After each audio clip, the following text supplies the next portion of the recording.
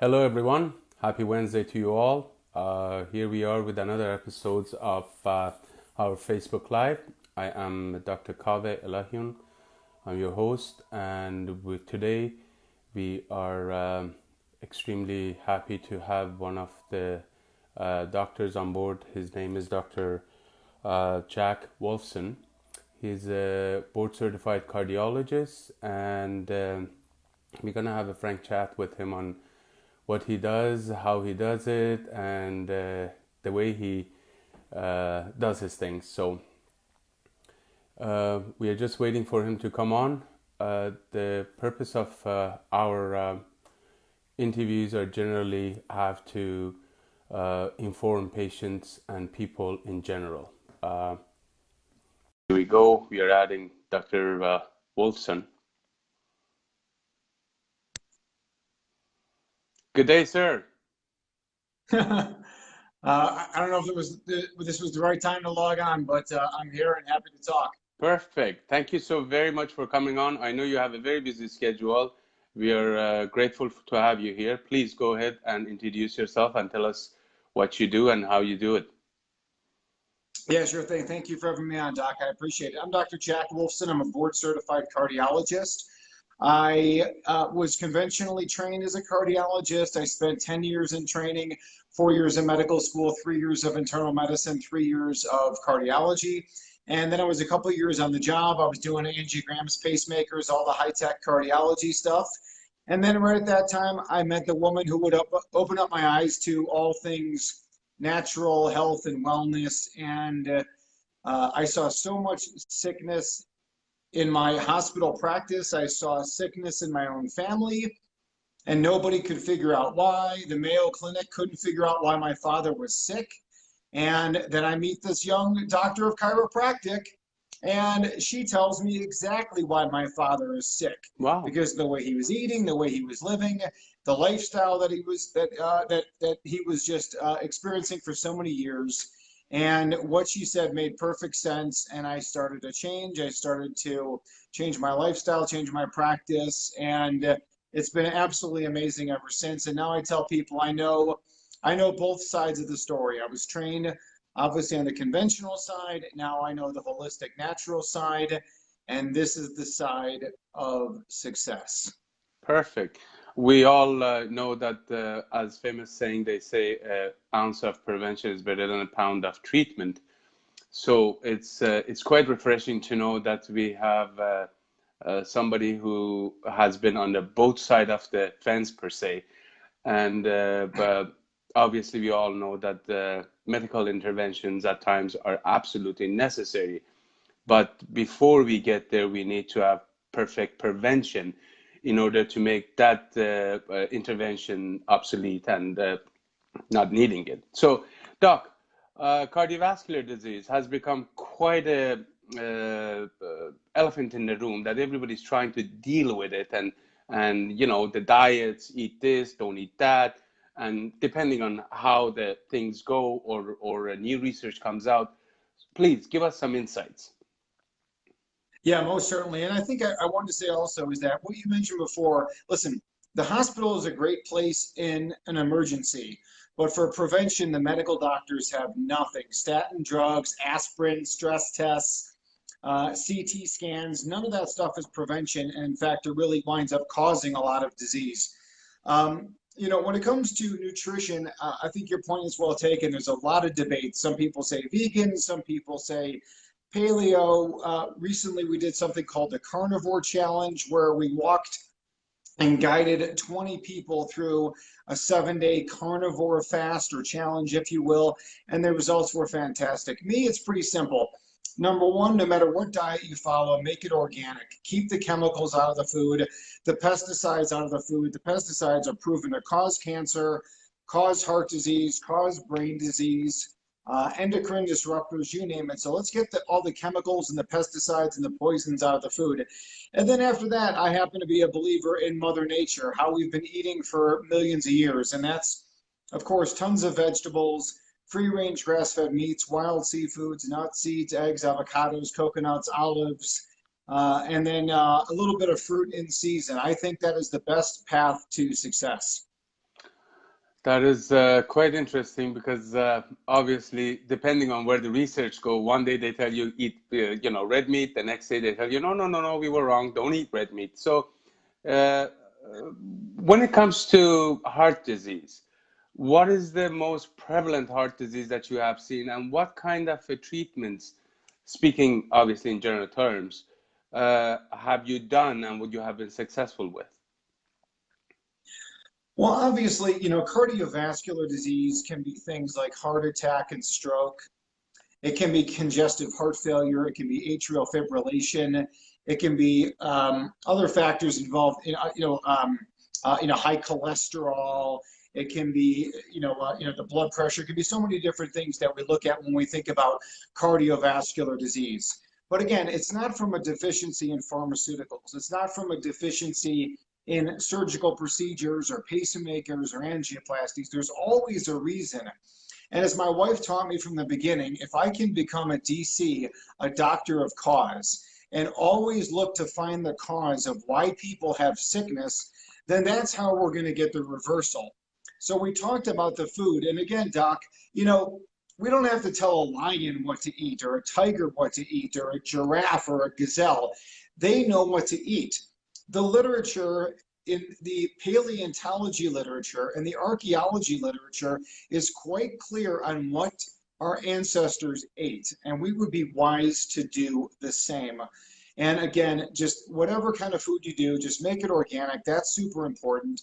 But when it comes to heart health, these are the tenets that we follow. Just live what I would call the paleo lifestyle, and paleo is old Stone Age or prehistoric, which I think is so similar to the chiropractic lifestyle. So eat the right foods, get sleep, get sunshine, get stress out of your life, get chemicals out of your life, get adjusted, get physically active.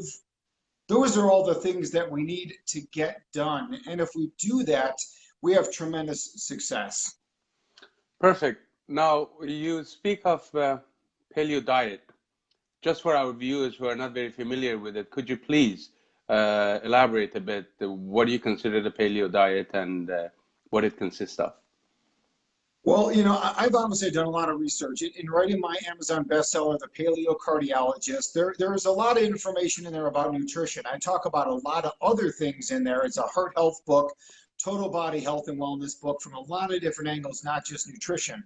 But again, whether we call it paleo or hunter-gatherer or Stone Age diet or caveman diet, there's a lot of different names for it. One of the first books that I read when I was becoming holistic and natural was a book by a dentist, Weston A. Price. And in the 1920s, that dentist traveled around the world with his wife by boat, and they looked at all the native cultures that were out there, people that were living their ancestral life before they were tainted with the white man's food. And what they found was that there was extraordinary health in the communities that maintain their ancestral food. And those were hunter-gatherer foods. They were heavy in the vegetables, meat and seafood, nuts, seeds, eggs, avocados, coconuts. And if they did dairy, they did it raw. If they did grain, it was small amount, and it was prepared a certain way to break down some of the lectins and some of the other anti-nutrients. And then there were, an explorer actually, and another one in the 1920s by the name of Johansen. Johansen lived amongst the Eskimos for 10 years, and all he did was eat meat and seafood for 10 years, just like the Wow. Eskimos. And when they examined him, they found that his health was extraordinary. He had no sickness, no sign of disease. His teeth were all perfect. He was in great shape. And then I read a book from the 1970s by a gastroenterologist, a medical doctor, gastrointestinal specialist. And that was called the Stone Age diet. And then I read Boyd Eaton's PhD work. And then I read Dr. Lauren Cordain, PhD. On and on and on as I'm gathering all this stuff. And most recently, I wrote an entire chapter with over 100 references in a medical textbook all about paleo diet and cardiovascular health. So again, there is so much research that is out there, but we can let's just rely on common sense. We should be breathing air. the sky is blue, and we should be eating our paleo ancestral foods. You brought up a very important point that I mentioned to my patient: sunlight. Sunlight is so very important for basically everybody. I mean, all the animals, vegetations, it gives you life.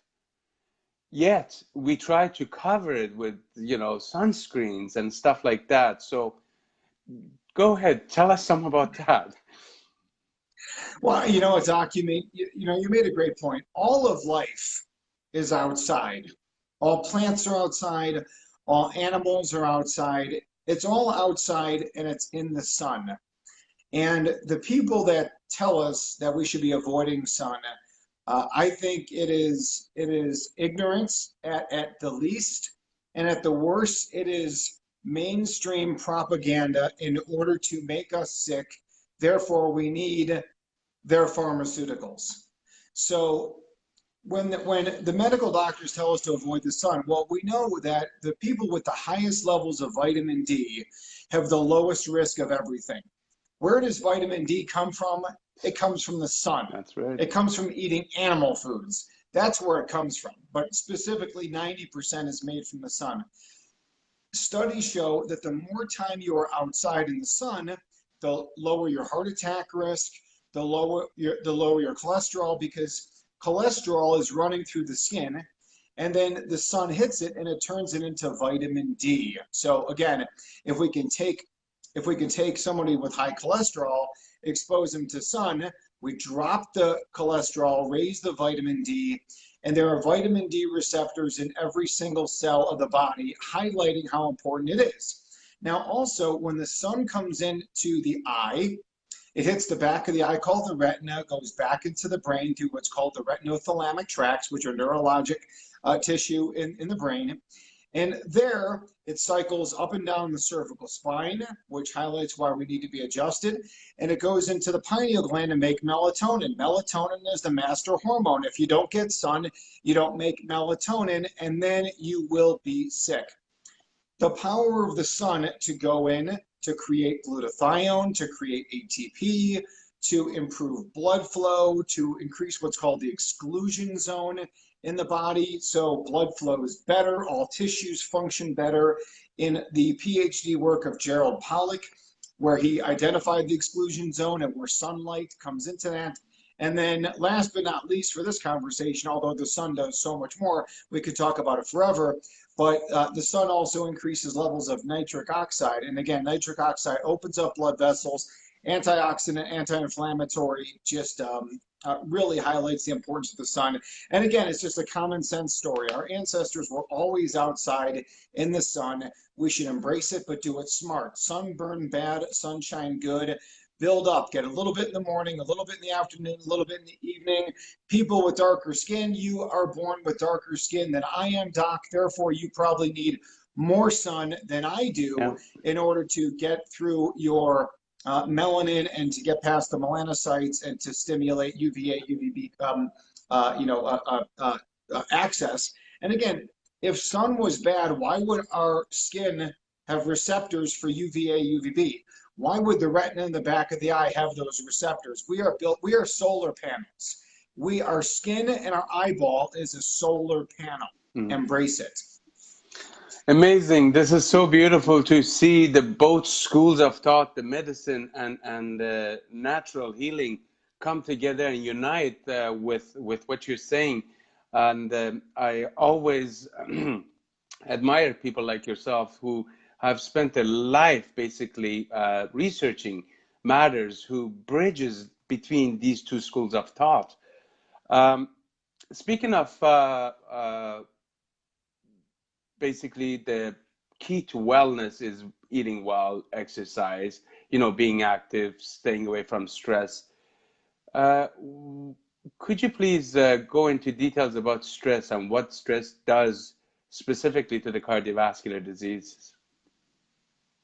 Yeah, most certainly. I wrote a chapter in my book, once again, The Paleo Cardiologist, The Natural Way to Heart Health. And I wrote that it was called One Nation Under Prozac, because the medical community understands that stress, anger, anxiety, depression, social isolation All those things are very detrimental to the health. But their answer oftentimes is, here, just take a pharmaceutical.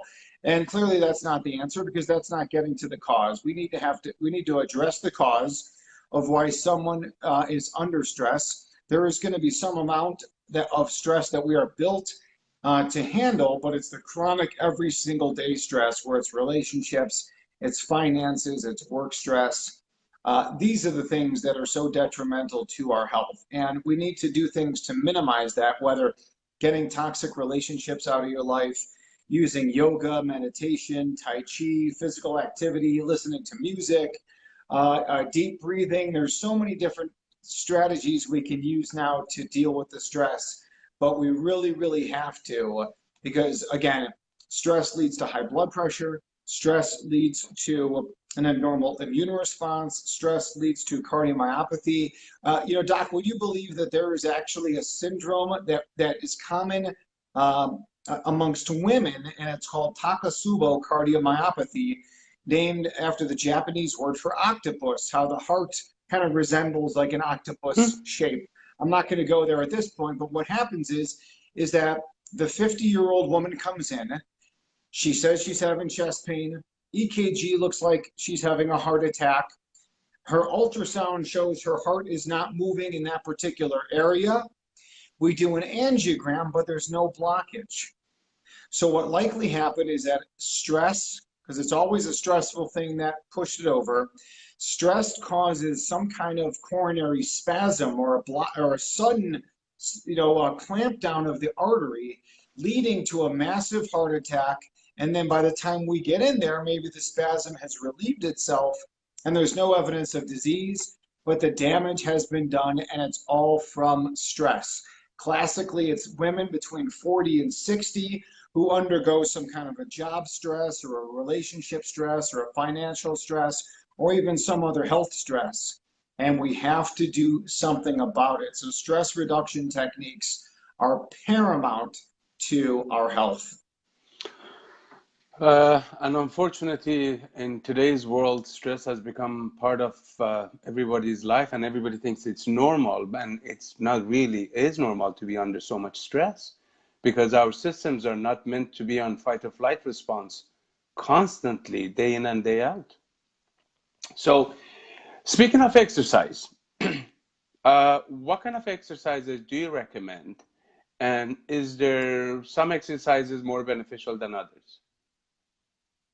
Well, I'm certainly a big fan of getting outside, right? We've been talking about sunshine. So the more time we spend outside, the longer we're going to live. The more we are physically active outside, the more we're going to live. So hiking, biking, stand-up paddleboarding, kayaking, going for a walk, just as much outdoor activity we can get, the better off we're going to be. Open water swimming, if that's available to you, all that stuff is good.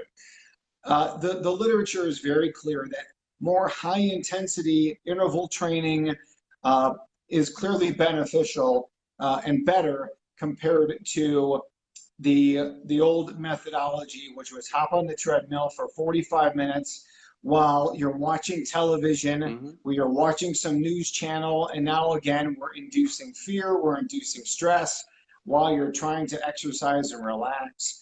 If you're indoors on a treadmill, you're exposed to all the electromagnetic fields that are generated by that equipment. You're in the artificial light, which is so detrimental to health. And then all of the different toxic cleaning agents that are being used in that facility, plus the person next to you who reeks of laundry detergent, fabric softener, dryer sheets. Get outside and be active outdoors, and mentally, physically, spiritually, everything is better when you do it outside. And it's free. You don't have to pay at a gym. And no matter where you live on this planet, if you can get outside, even if it's 10 degrees below zero, get all bundled up, but leave your face exposed, leave your eyeballs exposed. I have not worn sunglasses in about 10 years. Again, get those eyeballs and collect all that light and reap the health benefits. These are truly are gems, which I'm sure our viewers will enjoy and use. Now, in speaking with you and following your websites and your wonderful Facebook groups, which we will get into later, I see that you do see a chiropractor yourself. And why is that? I mean, I know the reason, but I'm just talking for larger viewers. What is the benefits Yes. that you see that you see your chiropractor? Well, first of all, I see a chiropractor because I'm married one. That's number one. My wife does adjust myself and my family on a weekly basis, and chiropractic care is proven from a cardiology standpoint to lower blood pressure, improve heart rate variability, lower inflammation, oxidative stress, and improve immune function. All of that stuff is critical for cardiovascular health. As we mentioned before, that as our eye collects the light and it goes up and down the cervical spine, again, that communication superhighway will function better when we're under chiropractic care doing cervical and thoracic adjusting in addition to full spine. And finally, if we think about what anatomy charts, and we understand that the brain is connected to the heart. The brain is connected to all organs in the body through the autonomic nervous system. And then the heart and all the organs of the body send those neurologic signals through the nervous system back to the brain. So that communication superhighway happens at essentially light speed. And how do we keep that, working at light speed? That is why we see a doctor of chiropractic. Sure, they're great for headache and neck pain. Sure, they're great for back pain.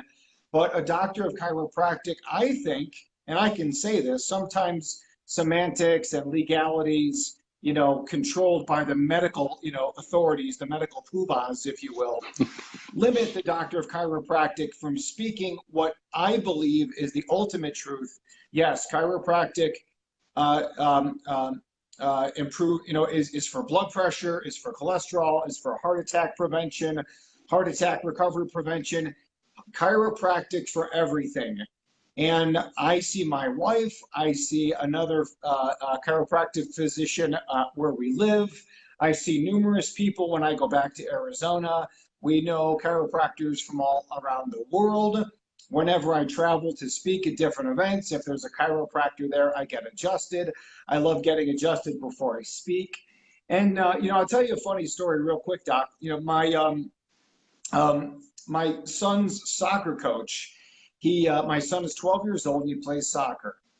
And he, we start talking and he said, well, I coach, this on the side, but I'm also a chiropractor. And I said, oh, that's interesting. I said, do you really think chiropractic works? So I said that just to joke because he had no idea who I was. I said, you really think chiropractic works? I mean, you really believe in that? And he looked at me and he said, yeah, chiropractic makes you feel good. And it was such a simple statement because I can sit here and talk forever about the science of chiropractic, and you could talk about the science of chiropractic. And then you get, guys like, Dane Donahue, and you get Heidi Havok, and you got Dan Sullivan, and you get all these, Dan Murphy, all these brilliant minds of chiropractic, all talking about the science, and it's all there. But then from just this basic level of he's speaking to me as like I'm a child, yeah, chiropractic makes you feel good. And it's like I walk out of the chiropractor and I feel good. Yeah. If you walk out of the medical doctor, you typically feel like crap. You take their pharmaceuticals and you feel worse. So you can either feel good or you can feel worse. It's so basic, but really, I've been blessed with so many great stories. I can tell you so many things that I've experienced, my wife's experienced, and that's why I'm here, because I firmly believe that the doctor of chiropractic should be the primary care doctor. The doctor of chiropractic should be the go-to for all things health and wellness. Thank you. Well, it's interesting that I have patients who come to us and they say, Doc, I walk through that door and it's such a positive energy. I even forget about my pain. Yet I was yesterday, day before, a week before, I walk into a medical clinic and I feel so depressed. I even feel sicker. And I always explain that the difference is in the energy of the doctor. When, as a chiropractor, we are blessed to be able to touch and feel the people and the patients that we have. And in touching, you transfer so much positive energy. And this transfer of energy creates such a positive atmosphere. And I firmly believe positive energy has a lot to do with healing in many levels, mental, emotional, and physical. So you have brought so many points up. I'm lost. I don't know which one to start with. But Well, another thing I want, and I agree with you obviously wholeheartedly about, what you said regarding the positive energy. And I think also is that the positive energy that the chiropractor brings extends into the staff and extends into the workplace, into that office environment where it's a center of healing, as opposed to when you walk into a medical doctor's office, it's just um, it's a lot of misery, it's a lot of sickness, and I think that that's fundamental error amongst the medical doctor gets instilled into the staff as well. And as much as maybe they try and put on a happy face, again, it's just an area of sickness versus an area of health and well-being. And again, I agree with you that that really translates into the chiropractic office as well. And listen, people go into white coat hypertension. Why does blood pressure go up in that environment? Because people don't feel well when they walk in there. They cross that threshold. They're on their way to the doctor. It's just not a happy experience for the person. And again, that translates into their sickness. and just to be clear here, I mean, medical intervention at cases is absolutely necessary once the prevention has been ignored. So, but going back to what you said with regards to the diet, we have heard a lot of talk about our gut being the second brain and having the bacteria content and the biome of the gut properly to digest your food has been one of the topics that I've been following up, and you have had some interesting posts about it too. Could you be kind to just go into a little bit of a detail about that too? Yeah, certainly. When I first met my wife, she was always talking about that gut health leads to total body health. That if your gut's not healthy, nothing else is going to work. And that's just something that medical doctors are not taught. But it does. It makes perfect common sense. And when we met, she mentioned that she brought up the topic of leaky gut, and I said, "Where did you come up with leaky gut?" I went through 10 years of medical training. I've never heard of leaky gut. And she said, "Well, go learn about it." Well, there wasn't much to read about leaky gut back then, although it made sense. Well, over the last 15 years, the medical literature has exploded with information about leaky gut or intestinal permeability. Over the last few years, you can test for it. On our website, we sell a test called the Wheat Zoomer on our shop page where you can test for leaky gut, and leaky gut leads to leaky heart.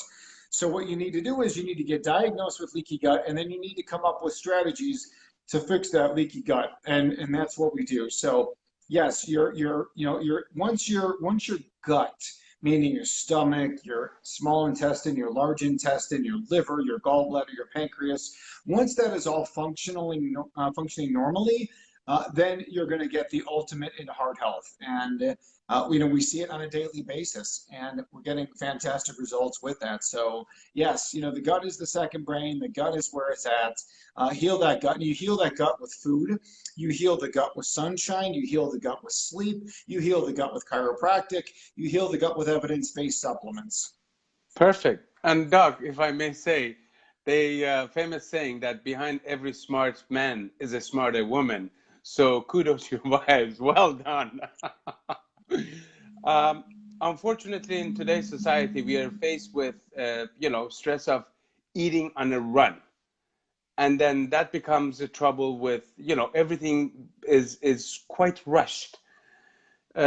Sleep becomes something that everybody says, oh, I can't sleep. I can't fall asleep and stay asleep. Any thoughts about that? Yeah, we've talked about a lot of things so far. We've talked about the importance of food and sun and physical activity and stress and chiropractic. We've talked about all that stuff, but nothing is more important than sleep. Sleep is no matter what version of the story we believe in, whether it's the biblical version or the evolutionary version, the sun the sun was here first, and day and light were here first, and then man came along later on. So sleep has been around, and sleep cycles, day and night cycles, have been around again since the dawn of planet Earth and of the solar system. So we want to make sure that we get sleep, and we need to go to sleep. Imagine this, Doc: go to sleep with the sun down and awake before the sunrise, and then watch the sunrise. That is, the healthiest people practice that type of living. Now, the average person goes to sleep at midnight, as opposed to this time of year, we should be going to sleep at around 8:30. We do in our house. We have a 12-year-old, a 7-year-old, and a 21-month-old. When the sun goes down, we go night-night. That's just the rules. That's just how it is in our house, because we want our children to be healthy and we want to be healthy. My father died at 63. I don't want to die at 63. I want to practice these lifestyle changes so I don't wind up like my father. Any amount of time that we are awake in the artificial light, when we are in the LEDs, the fluorescents, when we are looking at tech, when we are looking at a television or a computer, we are damaging our brain. It's getting in and destroying melatonin, destroying hormones, increasing inflammation. People that sleep less than 6 hours a day have a much higher risk of dying from heart disease within a 20-year period. They don't live as long. They have higher blood pressure, higher cholesterol, higher amounts of atrial fibrillation, higher rates of heart attack, on and on and on. Higher rates of cancer, higher rates of dementia, higher rates of autoimmune. Sleep is absolutely critical. No matter what time you go to sleep, make it earlier and you will live better. Perfect. Now, just to recap, we are having a discussion with Dr. Jack Wolfson. Oh, hopefully I did pronounce it properly. He's a board-certified cardiologist, and he has a bestseller book and websites and seminars. And so if you'd be so kind, please tell us the book's name, website, where you could be reached at. Yeah, my book is called The Paleo Cardiologist: The Natural Way to Heart Health. The book is an Amazon bestseller. It's available on Amazon for digital download as well, and audio is an audio book. But if you want the book for free, all you have to do is pay $4.95 in shipping, and we will ship it to you. Just come to our website, wolfsonintegrativecardiology.com. There'll be a little bar there that gives you that offer of the free book. Just pay the shipping, and we will ship it to you. So go to wolfsonintegrativecardiology.com, and we'll send you the book for free. It's been super, super exciting, the book, because it's over 200 pages, over 300 references, 17 chapters. And again, the references really help to validate what I am saying. And I love science. I love to study. I love to do the research. And I love finding research that just supports the common sense. And the book is really a common sense way to live healthy in the 21st century. Perfect. Now, what drives Dr. Wolfson? What is it that you get up in the morning and gives you that drive? It's my family. It is my wife. It is my 3 children. That is first and foremost why I do what I do. But I also do it for your children and everybody else's children. I'm doing this, and so does my wife, fighting every single day to make the world a healthier place for the children, for the next generations, because we've all, as adults, seen so much sickness, and we don't want that for our kids. We don't want it for somebody else's kids, and it's all preventable. So when kids, when they're eating junk food, or when kids are being slathered full of some toxic cancer-causing sunscreen on the beach, or children are awake at night, or children are around some kind of pollution, if they smell like, again, laundry detergent, fabric softener, dryer sheets, cologne, if children are around people that are smoking, we go up to those people. And especially my wife. My wife is an absolute fearless bulldog. If somebody, once again, to us, that's child abuse.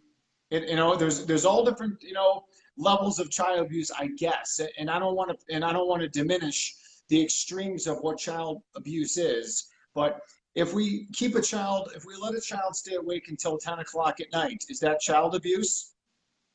If we let a child eat junk food, is that child abuse? If we smoke around a child, is that child abuse? If we spray them with chemicals, if children are exposed to pesticides, which are known to cause cancer in human beings, according to the World Health Organization, that is all child abuse. We do this for the children, for the children, for the children. We do it for the environment. We do it for the animals. We do it for everybody, and we will never stop fighting for those causes. Thank you, Doc. The purpose of these Facebook Lives are the same, that we are bringing information to the masses, whoever is willing to listen, providing resources where if anybody wants to go look, study more, research more. And I always say that being informed about disease, a solution, treatment is the best way to make a judgment on a specific condition. Now, when you wake up, obviously you have a routine. What's your routine first thing in the morning when you wake up?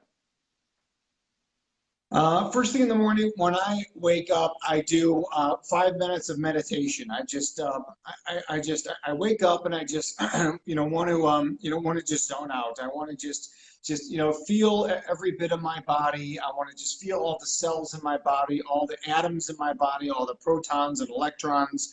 I want everything just to breathe and just raise awareness to that. The next thing I do is that I have a cup of organic coffee. Coffee has a lot of medicinal benefits. I love drinking organic coffee. Coffee is an addiction. I totally get it. But as far as addictions go, it's a pretty good one. And then after that, I just start my daily routine. Usually it's kind of, getting ready to get the kids going for the day. They do go to a private school, a Waldorf school, where they spend a lot of outdoors time.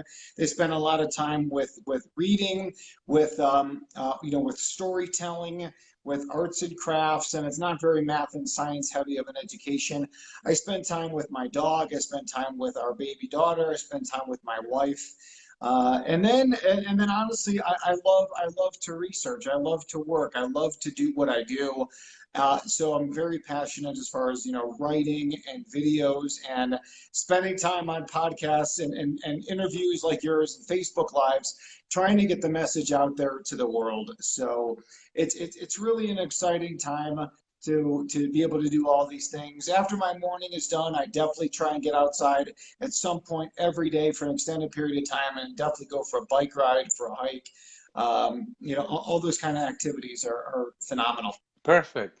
And truly, it was when I approached you, we had never met before, and it was so easy to have a conversation with you, and it was so easy for you to agree. I was very happy to know that you're so open to sharing your message with everybody and letting people understand what needs to be done to change. Unfortunately, in today's society, we keep doing the same thing and hoping for a different outcome. If you're doing the same thing, the action basically dictates the outcome. If your action hasn't changed, the outcome will not change. So, Doc, if you had a lot of pearls of wisdom here, I don't know. I'm going to sit down and watch this over and over and over again. I thank you for it. If you had, in a short few paragraphs, what would be the best advice you can tell a person, say, who wants to change their lifestyle and eating habits to benefit their overall well-being and their cardiovascular system? Well, I would certainly tell people to read my book. That is clearly a tremendous resource as we gear up, for the holiday season. What a great gift then to give the gift of health. Don't get somebody a sweater. Don't get somebody a box of chocolates or a bottle of, alcohol. Give people, health and wellness information. Share websites, share content, share videos like this. Share my book. Let's get this information into the hands of everybody, and ultimately, again, just try and live, with nature. Again, the more time we spend outdoors, the better. Appreciate that outdoor time. Get away from all the chemicals, the pollutants, the poisons. Put down your cell phone. The cell phone is the biggest addiction, obviously, in the 21st century. Try and just limit yourself on the technology to a certain part of time, as opposed to it's always on you, always staring at the device. And children have no business at all owning a smartphone. Children should not be on smartphones. They should have their technology minimized, very limited TV time. Children should be playing. They should be playing outdoors. They should be playing board games. They should be playing cards. They should be wrestling and running and just being kids, drawing artwork. Kids and technology is a recipe for destruction of humankind. And it's unfortunate that these days you see such a young kids having cell phones and iPads and devices, and it has become a babysitter for some parents. Basically, technology is their babysitter now. Again, I don't want to throw the term out, child abuse and stuff like that, but the literature is becoming very clear that what happens when children use tech and the detriment to the mental and to the physical side of the child is something that may not be able to be repaired as they get older. So the destruction that happens early on will manifest its whole life, and there's no need for it. Get a real babysitter, or you chose to have children. Now you must deal with the consequences, and you cannot deal with it by sticking the child in front of the screen. It's not going to work. Okay. It's not going to work. Well, Dr. Wolfson, please do tell us the best advice you have received. The best advice I've received is certainly all come from my wife. I owe my wife everything that we're talking about. My wife, a lot of the stuff comes natural to her. For me, I have to read it. I have to learn it. I've got to break down these old paradigms and the brainwashing that is inside of me in order to accept a lot of this stuff as truth and reality. But the best information that I receive is from my wife, from doctors of chiropractic like you. Again, I've learned so much from my buddy Dane Donahue in 8 Weeks to Wellness. I've learned so much from guys like Dr. Paul Reed. I've learned so much from like Terry and Stu Warner. They're having a big a pediatric health conference this weekend. I've learned so much from my friend Dr. Bradley Rausch about health and wellness. I've learned so much again from these brilliant doctors. Someone like Dr. Ben Lerner. We can go on and on. The late Dr. John D'Onofrio. Again, so many brilliant chiropractic physicians that just get it. Gilles LaMarche. I don't want to leave out anybody when it comes to all these tremendous leaders in your profession, which is the profession of health and wellness. It's so fantastic. Dr. Wolfson, I like to commend you for the research you have done and dedication that you have for trying to basically break these barriers that has been for years past. And we truly need more people like yourself in this profession and in the world to bring about the healing from within that everybody needs, I think, and changing our lifestyles and our diets, and spending more time with ourselves and our family rather than having such a busy life and stressful that we don't even know if we are coming or going. Well, it's and really is that, when we think about, all these different holistic doctors that are out there, the more time that we spend, I think, listening to them and doing our research and living with Mother Nature, the better off our health is going to be. But unfortunately, the medical side is not going to let go. They're not going to go down without a fight. The medical doctors are only trained in medicines. The pediatrician is only trained in their techniques of what they do. And one of my favorite quotes is that I mentioned in my book, but it comes from the book The Jungle by Upton Sinclair. And the quote is, "It's hard to get a man to understand something when his job depends on him not understanding it." Again, the medical doctor's job is to prescribe pharmaceuticals. That's what they do. That's what their governing bodies want them to do. And anything different would upset their own belief system, would upset the governing bodies, could interfere with their income and livelihood. So again, sometimes the medical doctors and the pediatricians are the worst people to go to for advice because they're only trained in the pharmaceutical industry. Well, I had a good friend of mine. He always says that, for example, he described the body as a house, and he says you never have your plumber come and do your electrical, or the electrician come and do your flooring.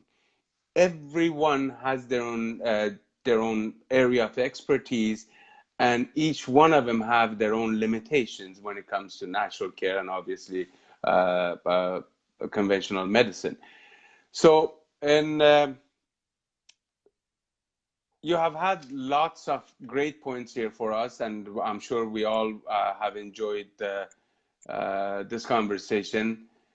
Again, this was a conversation with Dr. Jack Wolfson.